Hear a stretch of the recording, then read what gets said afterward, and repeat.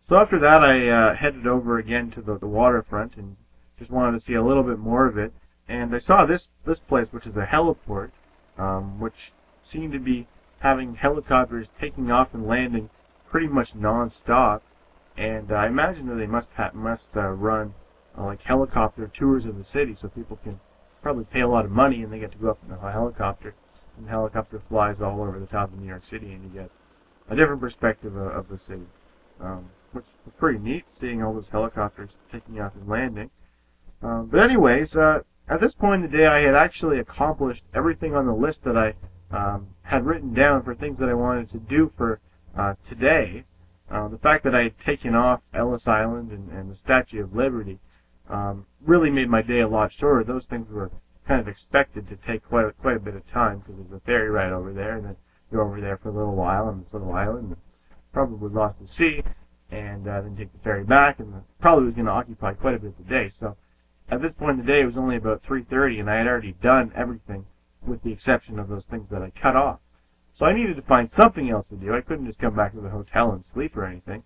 I wanted to do more things. So something I decided to do after seeing the Brooklyn Bridge is I decided to walk across the Brooklyn Bridge. I had in my plans for later in the week to bike across the Brooklyn Bridge and explore Brooklyn on my bike, and then to come back along the Manhattan Bridge.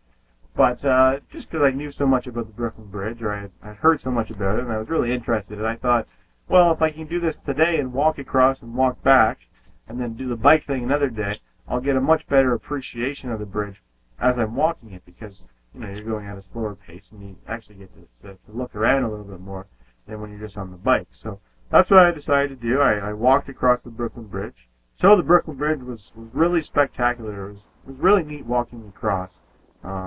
It was built very, very long time ago, and it was one of the very, very early suspension bridges. And so the two big pillars that support the bridge are actually made out of like really old stone, like not brick or anything or steel. They're actually just made of stone, like an old building. And at the time, those towers were very tall compared to even the buildings they were making in those days. And the distance from New York City to Brooklyn really isn't that far. But the fact was, in those days, that the New York harbor was so important. They had so many boats going underneath there that they couldn't just make a small little bridge that was just a few feet off of the water. They needed something that was going to be so high up that these huge ships that were coming into New York City could get under it without damaging it or having to cut off part of their harbor, part of their industry. So they built the Brooklyn Bridge so that it was very, very high up. Again, one of the very first early suspension bridges that spanned New York City. And again, the Brooklyn Bridge was another thing that was featured quite heavily on the documentary that I saw, and they talked about it and how the guy that first designed it, when they were building those big pillars in the basement deep underground, when they were putting the foundation in, he got sort of a disease that was kind of common to all the people that were working in that area, just from being in dark isolation. I don't remember what it was called, but he ended up dying or getting sick very early in the project, and it was his son, I believe, that finished the project. And the son also had, I don't know if it was the same disease, but his health was definitely deteriorating near the end of the project. And near the end, he sent his wife, I believe, out every day in his place to oversee the construction of the bridge. And then every night she would come home and tell him what she saw, and then he would give her the advice that bridge designer has, and then she would relay it to the people, and that's how the bridge got finished. And there's actually a plaque on one of the big pillars, which is dedicated to her for her really important role in the construction of that bridge. Another interesting thing that happened while I was crossing that bridge is, I mentioned earlier when I was at the World Trade Center that I saw this union thing that was on strike, the CWA union that was standing there and trying to get cars to honk, and all wearing red shirts. Anyway, so I was crossing the bridge, and ahead of me I saw a bunch of police officers all kind of walking in a straight line, and they had one of their little golf cart sort of vehicles that was driving across the bridge, and they told everyone that was walking across to go to one side of the path, and they said, "Wait there until this big group of people passes." And we didn't really know what to expect. We looked over, yeah, we could see lots of people coming, and we didn't really know what it was. But it turned out it was this very same union strike that was happening, and they were marching across the Brooklyn Bridge, and they were chanting things, and they were blowing whistles and honking horns, and this little group of people that had to pass ended up being what seemed like when we were waiting for about 10 minutes for this long lineup of everyone wearing red shirts and chanting and singing, and just took forever. It seemed like it must have been at least a kilometer long, just of people marching across the bridge, which is pretty neat to see. I was glad I was there to see it, just because how often does that happen? But anyway, so I finished walking across the Brooklyn Bridge to the other side, and something as I walked down the stairs, just getting off of the end of the bridge, I saw this bike that was locked up, and it was covered in this knitted sort of a bike cover that someone had made for it. And this was interesting because my parents were just in New York City a few weeks ago, and they took a picture of this very same thing at the very same location. I didn't know where they took the picture. They just showed me the picture, and I thought it was neat. But it was really neat that I ended up in the same spot as they were, and I got to see the same thing. So while I was in Brooklyn, I wanted to go to Grimaldi's Pizza, which is, again, also where my parents went when they went to Brooklyn. And it was kind of a pizza place that has kind of a good reputation. It uses a coal oven, and the pizzas are very traditional Italian, I believe. So anyways, to get into that restaurant, you got to wait a very long lineup outside, and there's kind of a guy that kind of comes in and out, and he kind of says, "Group of 5." He's kind of looking for groups of people to go in, and so I kind of had to wait. I probably waited for about maybe half an hour or 45 minutes to get into the restaurant, and once I got inside, the service was really fast. The pizza was cooked within what seemed like only 10 minutes.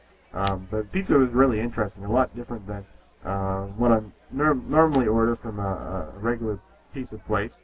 I saw the guy making it after I was finished, and they used pizza dough, and the main difference I could see as they were making it was that the cheese that they put on, instead of being like grated or chopped up or anything, they're just kind of these little slices that they just sort of place all over the pizza, and then they put the tomato sauce on top of that and all your toppings, and then shove it in this oven. And there's a guy that kind of stands there, and inside that pizza oven there's probably 6 or 7 pizzas going on at one time, and the guy's there. He seemed very good. He just sort of knew, he sort of had some sort of a system where he sort of rotate them or something, but he was able to cook the pizzas all exactly the same amount of time and get them all the right amount of cooked. So that was impressive to see. I actually tried to videotape the guy that was preparing the pizzas, but he told me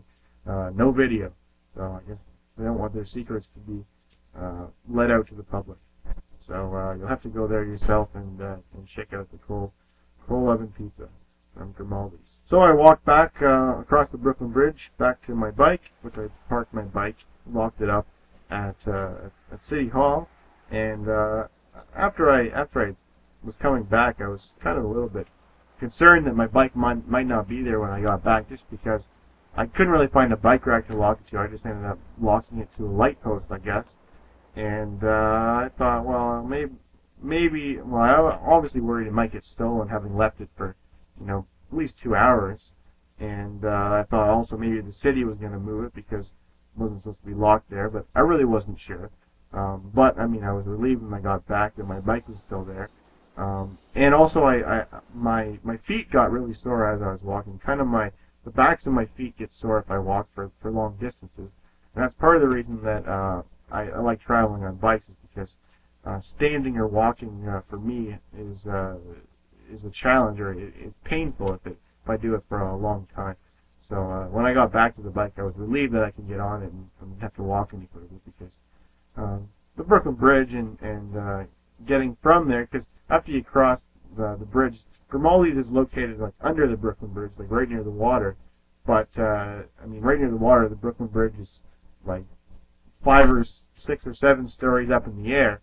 So there's no stairs or anything there. You actually got to walk down a gradual decline further into Brooklyn before you can get off the bridge and start heading back toward the water, to where Grimaldi's was. So quite a lot of walking actually in Brooklyn, as well as on the Manhattan side if you're trying to do the same thing from the water. So I got back on my bike and I headed back towards my hotel, the Jane Hotel. And after I got back to the hotel, I figured, oh yeah, well I better go and get that milk crate that I wanted. So I have the story of my milk crate is that I made a video back in the winter about how to install a milk crate on a bicycle, which is the way that I like to ride a bike, or the way I like to carry things on a bike, is using a milk crate on the back rack of it. And so I made a video about how I did that, or how I attached it. And in that video, I made some comments about how milk crates aren't available for purchasing, so you need to kind of just borrow the milk crate, the way that so many people do, and then return them when you're not using it anymore. Even though they have warnings on them saying prohibited use, except for the company listed here. And through the magic of YouTube, somebody commented on that video and told me that there's a store called the Container Store, which actually sells legal milk crates. So they don't have any locations in Canada, but they have quite a few in the United States. So one of the things on my list for New York City was to go and visit the Container Store and check out one of these milk crates. And the price for one really is not very high, so I decided I'll just buy one and use it here. Maybe I'll be able to fit in my suitcase, maybe I won't.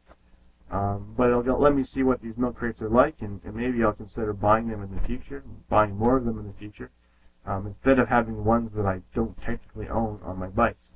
So I went to the Container Store, and really interesting, right when I got there, right in the front windows, they had a huge display of milk crates just showing right there, which is pretty neat. So just went inside and I bought one. They didn't have any that were green like my bike, which I was going to replace it with, but I ended up choosing one that was orange, which is my favorite color. So I got that now, and probably going to install that this evening after I finish this video. But pretty much that was my day. Just pretty much explored all over the lower parts of Manhattan. I haven't really decided what I'm going to do tomorrow. I have I have all these days planned out, but I don't have the days assigned to an actual day of the week. So I'm not really totally sure what I'm going to do tomorrow at this point, but I'm thinking maybe I'll do the Statue of Liberty in the morning if I get a good enough night's sleep, but we'll have to see how that works out. So anyways, that concludes day 1 of my trip in New York City. Thanks for watching.